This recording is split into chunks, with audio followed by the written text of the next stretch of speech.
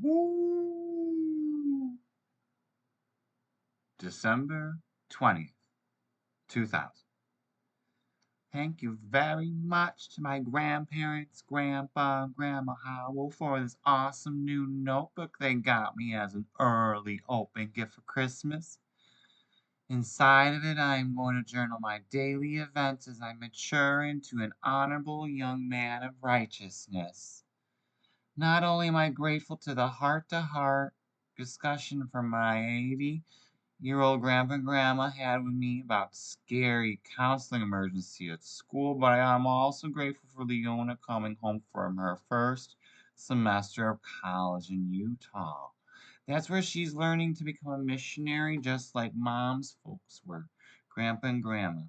Leona, my sister, she has even found a special man our Heavenly Father's putting into her life to become possibly her husband for Jesus. She said his name is Michael. He plays ultimate frisbee. Like, what would it be like having a brother-in-law named Michael?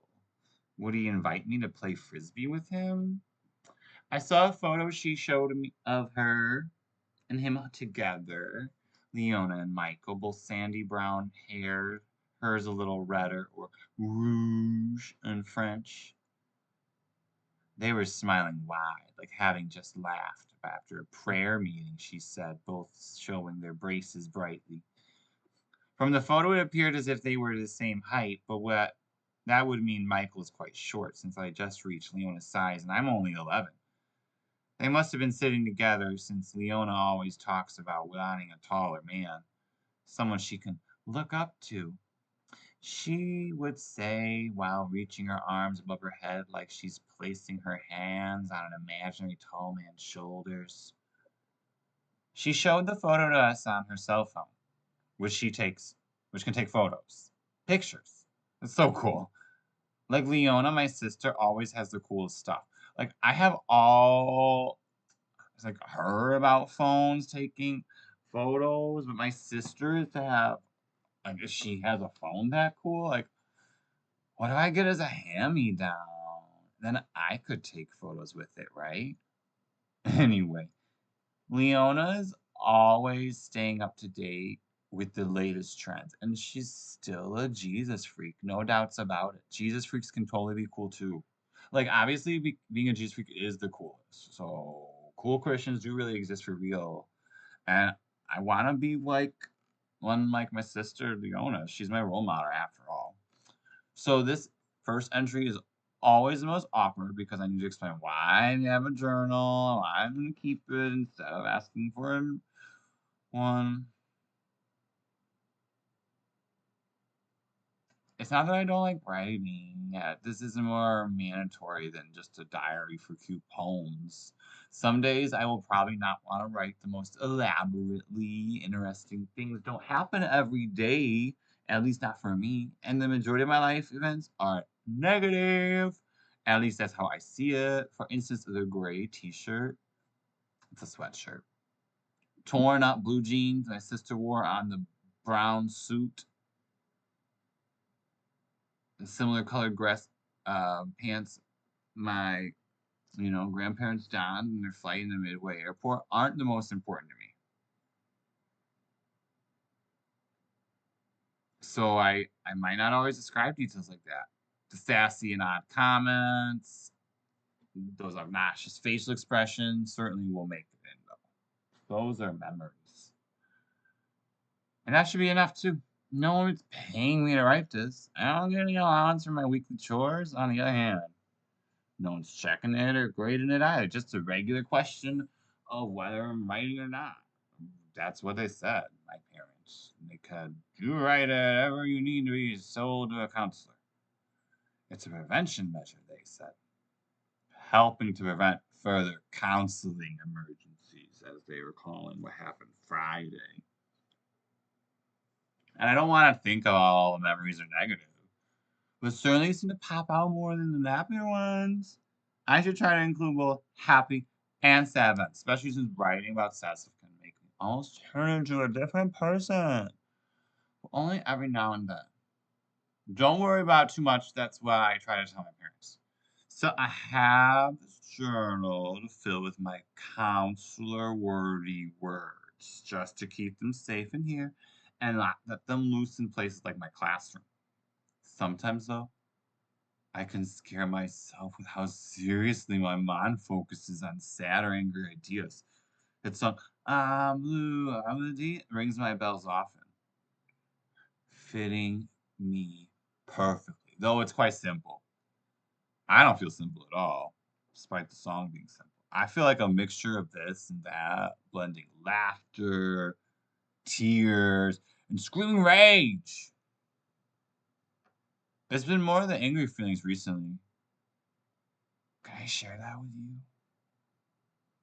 I guess what is my journal going to say in return? You just want to be filled with my honest thoughts, right? And since Grandpa and Grandma gave me this journal for writing my thoughts and reflecting on my life, especially after last week's counseling emergency, I'm going to do just that. Write my honest thoughts to you. I hope you can handle that. Oh, Grandma. So they sat me down on the older brown stained couch in the back den with his mom, their daughter, in fact. It felt color coordinated because everyone was in brown tones. Looks better on their more tan toned skin. That's how I said it once. Dad was reading one of his fantasy books where all the heroes are good and the villains are only bad. He complains that too many books these days are mucked up the bounds of morality and misleading our generations entirely. Dad sat on the nicer, newer blue couch in the family front room with a glass of ice and brown beer, I think. His thinning and wispy hair holds far less color than my mother's and her parents', and they're in their 80s, almost clear on my dad's head. Pasty skin, too, as we joke in the family. His blue pullover went easily with the pair of lounge-style jeans he wears when reading for fun, navy slippers extending out from the couch. He sips a drink very slowly over ice. One he pours from a dark brown bottle hidden on the highest shelf above the microwave. He thinks that it makes it more difficult to find, but he forgets that we have stepping stools and ladders to get to those hard-to-reach items. Mom's quite short, remember, Dad? Anyway, while Dad drank his secretive brown beer over ice in the front of the house, listening to bluegrass music, Mom shared that I grew down periods, what she calls winter doldrums in the back of her house. Now, there's lots of expressions that she will say with a special tone, sometimes putting them in air quotations even, make them sound like they're codes or ideas that might be too, like, taboo or mean for people who listen. Like my very traditional grandparents, who have never even said a swear word. If that's what I think, I believe it. Grandma started with the mini sermon, quivering as usual. My dear young one, life is going to test you with some really tough stuff. But we ask of you to push on through, please, because of the Bible says. We've not been given anything too much to handle. His grace is sufficient, as you know. I was familiar with the concept, so not their exact place yet in our Bible. And never toward me, the youngest of the grandchildren of my mom. She had set it up now for Grandpa to begin his portion, clearing throat before beginning. The Heavenly Father knows exactly what you're going through because He went through everything a man can go through when He's going to flesh. Remember that story for Jesus? My young one, He had his hard times too, for it says in the Holy Scripture, Jesus wept. The Lord and the Creator of everything cried too. Even though He's big enough, powerful, and all-knowing enough to see through it, He still feels all the pain He felt. He has felt every bit of it and now provides us with the strength and the grace to survive through the fire, our dear young Shaitan. Do you remember what your name means? We were there at your anointing and even spoke about its meaning. It goes back to how we describe the character of Christ himself. Shalon is one who acts kind enough for the Creator's presence, but kindness attracts evil and hatred, our young, kind Shalon. My grandfather grew up in Europe, so sometimes his accent makes him add strange pronunciation or emphasis to words. He ended the family talk with a bowed-headed prayer, beginning all four of us to make a mound of hands in the middle. Crying and hugging filled a room in which I typically played board games by myself, but now was offered up to my mom's parents for their stay in Meadow in Dale, Indiana. Oh, and their stuff extended into my bedroom too. I'm actually writing after everyone has gone to their own beds in their bedrooms. Here, though, I sit on the blue couch's pull-out mattress next to the Christmas tree, watching the Christmas lights switch from white to red to green and back to white. It distracts me because between sentences, but I should stop procrastinating from a talk about what happened last week. Yeah, counseling emergency would only be fair to put her to stand why I was given a command with this gift of a journal anyways, not intended for practicing writing skills. This is to replace the need for a counselor. On most other nights, I would be in the bedroom where my grandparents have spread out their suitcases now and sleep. And this room, the front family room, wouldn't twinkle brightly enough for me to write without other lights on. A time when I should be trying to sleep too. 1 a.m. Fearing repeating nightmares, though, has me unable to close my eyes for too long currently. Don't worry about the sleep disruptions. I have often used this extra awake time quietly, of course, so as to not attract Dad's anger, in creative ways. I used to make puppets out of old clothes, socks mostly. They would go missing after a while, so I had to keep making new ones. I am going to write in this journal now, though, as an extra awake time use method. I wonder if my journal will go missing too, like the sock puppets. If I share my entire story here, will the journal stay safe? Or might it go missing too? Fine. The counseling emergency. I was in my homeroom period with Mrs. Jameson last Friday, sitting next to Esther for the viewing of Snoopy's Christmas in class that day. The last week before breaks rarely has academic assignments, each day's task becoming less and less tied to any curriculum.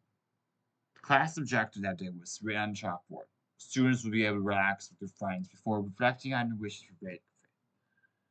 Teachers were continuing to have difficulty deciding whether it's called winter or Christmas break, so they chose to say break. Say Mrs. Jameson, a controversy. Not something she liked to say. Her clothing choices begged to differ, though. Loud patterns that would clash, too many layers. Most students made controversies about her fashion when outside of earshot, which wasn't that far since she was hard of hearing too, being near 70 years old, I think. I started pondering my end of class reflection a bit too early, which was quite typical of me, as I have usually bored times during the group activities that Miss Jameson's planned. So, turning my attention to the individual writing one, I checked in with Esther on what she would say. Snapping from the fun cartoon to my question, she replied, with enough pep to whip her black ponytail back and forth. The new wardrobe I'm gonna get and show it up to the family event for the new year. New me. Photo letters we send everyone. The open admittance to wanting new things and for the sake of looking beautiful shook me. Did she know that obvious materialism and vanity would lead her to downfall? Maybe she doesn't go to church. I never ask her if she goes to church or not. She's just so nice that I assume she goes to church, astonished. I was clearly stirred up. It's much clearer now, a few days and family's talks later. What differs between Esther, people, my dark, straight-haired classmate, and us brown, curly-haired family members? They're selfish, probably because they don't go to church. Looking back, I would say that a switch in lighting occurred inside my head, making everyone seem dark suddenly, almost like a nightmare, when we feel the monster getting close. That feeling. I lowered my gaze to match the drop in excitement of their play. I don't think there's much to live for, actually. Nothing's going to get better for me from here on out. I just know it. That's what I said. Or something like that. I don't have to record it. Sentences like that said around had the interesting power to make her face transform the joyful excitement over her Christmas and New Year celebrations into one that appeared as if smacked with shock. I didn't hit her or touch her. She just flipped faces so quickly. She jumped in her seat as she changed facial expressions. She nearly like bounced her black ponytail in my face and her eyes locked in a squint on me. Without using anything but my words, she asked if I had thrown her a punch. Esther even dropped her head into her hands after a moment, like she was crying. Before I could understand the reasons she was behaving this way, her left arm raised straight up in the air, and she said, "Mrs. Jameson! Mrs. Jameson! Mrs. Jameson!" Without evoking a fast enough response, apparently, Esther stood up and walked over, her round body clothed in elf green for Christmas. Once her Mrs. Jameson noticed the heart of lettuce with a slicked back black ponytail bouncing toward her. Our homeroom teacher stood to attention, noticing that she would need to pay attention to the students needed instead of her favorite Christmas time movie. Every student had heard Esther over the movie already, so it was extra embarrassing for Mrs. Jameson to seem like the last to know with her white bob, probably once blonde, layered over polka dot patterned glasses, never matching any pattern upon her clothing chosen. Do you think she purposely mismatches for class, but then does an amazing job at home? She needs to retire anyway. Not fearing the consequences of Mrs. Jameson's attention enough, I tried to stop Esther's march to the other side of the classroom with her brothers. It made no difference. Plus, my heart began pounding in a way I thought was loud enough for others to possibly hear it. What was that poem on by that home author named Pope or something like that? Anyway, in that poem, I think the heart beats so loud that everyone in the house wakes up and knows he ate all the ice cream. And really, the loud heartbeat is indigestion. Oh, that's what I can remember from that English class. I don't think the teacher kept the class quiet enough for me to focus on all the details perfectly, but you get the idea, right? My loud heartbeat made others know that I was in trouble from getting too angry at Esther. Once Esther arrived at Mrs. Jameson's desk and bent toward her ear to whisper yell, because it was that type of behavior of a whisper, what we could all hear in the movies. I really hope Mrs. Jameson gets some good hearing aids soon. It seems Mrs. Jameson heard now, though, because they both looked at me instantly at the same time, too. The stares were filled with a mix of concern, like I had broken her arm, and would feel like I did it on purpose. Like, but what had I done so bad? Isn't honesty a virtue? How was I supposed to know Esther couldn't handle hearing my truth? Do you see why I am so nervous or even try writing honestly here? What if Dad takes away my journal that Grandpa and Grandma gave me because I tell too much truth? As more eyes joined with Esther, Mrs. Jameson, and staring toward me, they ranged in expressions from concern to annoyance, even disgust. Mrs. Jameson stood up from our desk where Esther was tattletelling, flapping out the yellow and green pantsuit as to not as let it ride up her yellow hip style legs.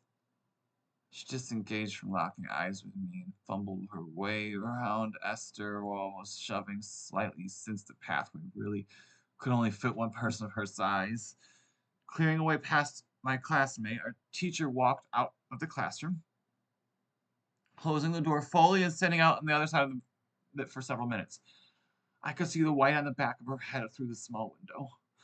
Everyone else was still watching me, sitting there bored instead of watching the mildly entertaining cartoon about the 1950s Christmas traditions in the USA.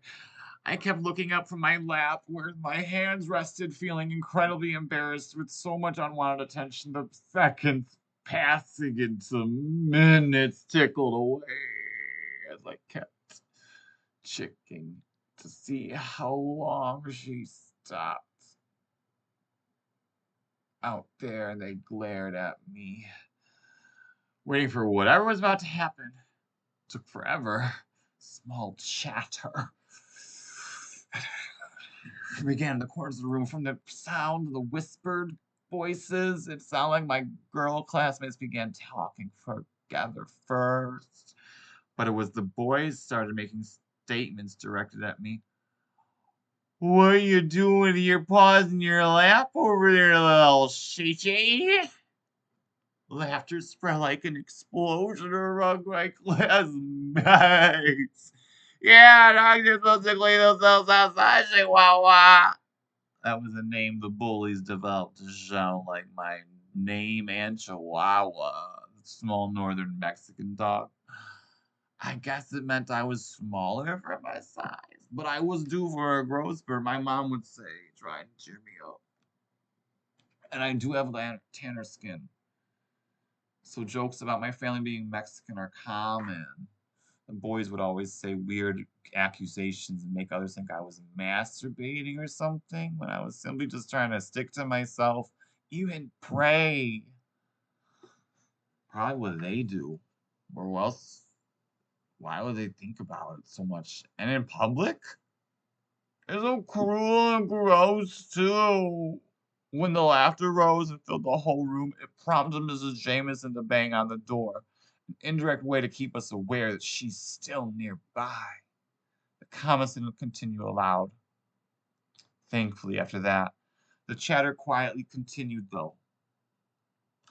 Esther stayed by a few of her other friends, all girls, close to the hallway door, looking at me with their back toward each other in what appeared like gossipy giggles. Each of the three had the same ponytail shape, one blonde, one brown, another black, like Esther's.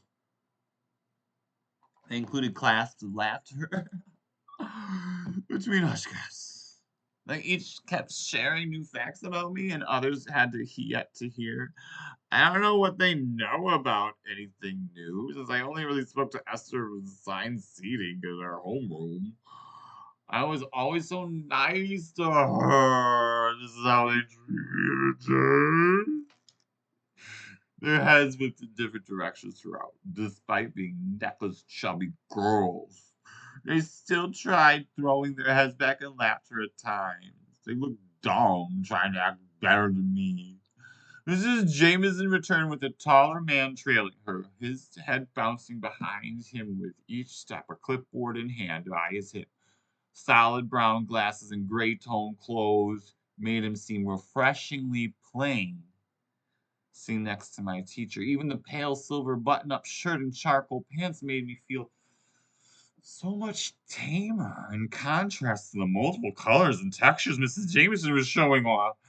They did both have white hair, but his seemed to coordinate with the fashion, whereas my teacher's white hair added just one more color and texture to the mix.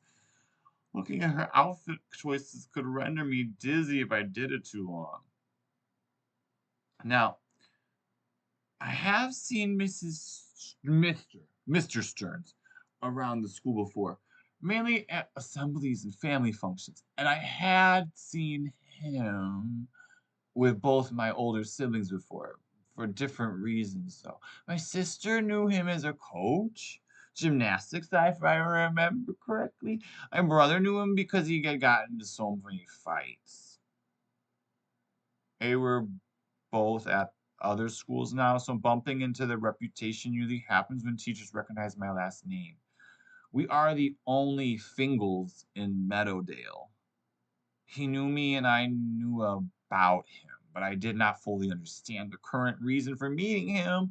Never would I think an exit reflection for my sixth grade homeroom would cause me such a counseling emergency.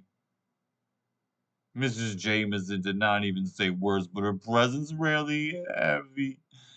With so much consequence now pointed at me and beckoned to come her ways, that fell the entire classroom of heads beginning to watch me pack my folders and binders into my backpack, sliding it over my chest, left shoulder, and departing into the hallway behind Mr. Stearns only now.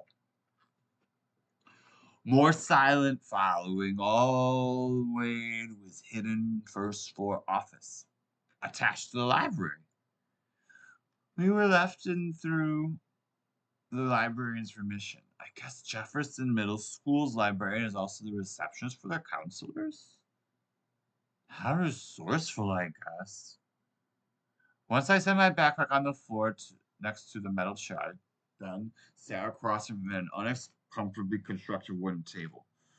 Mr. Stern explained the procedure for what was about to happen. A folder opened in front of him with official looking papers, plus blank yellow ones with blue lines on them, where to collect his thoughts about my difficult day, which would be copied and provided to my parents, as well as kept in my health records. My heart started beating like I described earlier, and I could have sworn he heard it, and even began writing something. Maybe he was writing about my heartbeat? While still writing, he asked, "What was it that made you so upset that you would scare your classmates like that, Shaylin?" The concern I heard behind his words felt forced, like he really did not like me, but still wanted me to trust him. What did you mean by, "I just want to die"? That's what your classmates said you told her. She told me a lie, exaggerating my feelings to make me sound like I would hurt myself. Why did she betray all of my kindness? I never said that. So when I replied as such, Mr. Sturz began writing quite quickly with furrowed eyebrows, too, like I had frustrated him or something. Here I am thinking like I had better like and better than Mrs. Jameson, but then he treats me like I am the cause of my own feelings of loneliness. I am hopefully going to connect you with your parents and some helpful resources for later. Said in that way, adults try to sound reassuring, but neither idea made me feel good at all. I wound up staying with him until they picked me up from the school close to 5 p.m. since both guardians were required to both. It scared me at first to know they would find out that I was going through during my first year of junior high. The conversation he directed did make the time go by quickly, but it was not like any I was used to having with my family. He felt very free to ask about any topic, even when my parents told me never to discuss. Finally, he convinced me to think it would be better. My talking would make me better at what was going on inside my head and heart. That way, Mr. Stearns could help me more quickly, which he said was an attempt to calm me. Slowly, I retold him how I remembered the incident, essentially a trembling discussion of what I wrote about, far less smooth or fluent since I always write better than I speak. I never stumble over my words when I write. I just when I speak. He switched in a flash to a topic that seemed to actually be at the root of all the questions. What would make you think life no longer worth living, Shaylin? This was the time when I was supposed to share with him what was really going on with my classmates. How poorly I was transitioning to a new school for sixth grade, especially without my best friend. Oh, and my sister left for college this past August. This was supposed to be that moment in him getting to know me better. Instead, I told him, people just don't like me for being a Christian, Mr. Stearns.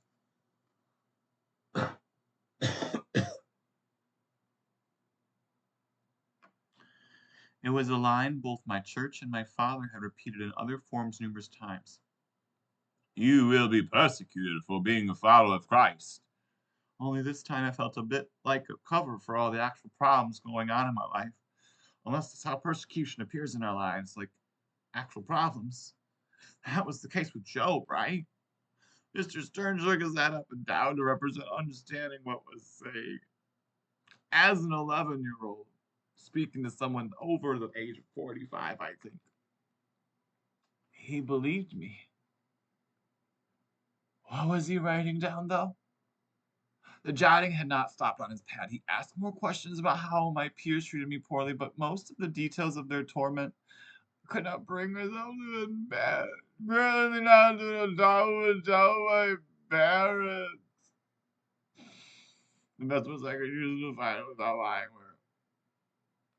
They make fun of me in class every day. It's just my say. Even a funny way they can make it desire. I dare not tell him the names they called me, though. I could not let my parents know them. If he was going to share them with them, whatever he was writing down. Here, though, I feel safer sharing what I didn't tell him. Even with my parents sleeping in the next room as I write, it feels safer scribbling here than letting Mr. Stearns find out and tell my parents without my consent. Adults seem to always forget about asking us their kids' permission to do things to us. They just do whatever without asking and promising. It's our best interest. Since I know where this notebook will be, I'm gonna scrawl here. These accusations of my enemies, these bullies, in my sixth grade class. Breed. Monster. Weirdo. Even werewolf. Shaylin Art Fingal.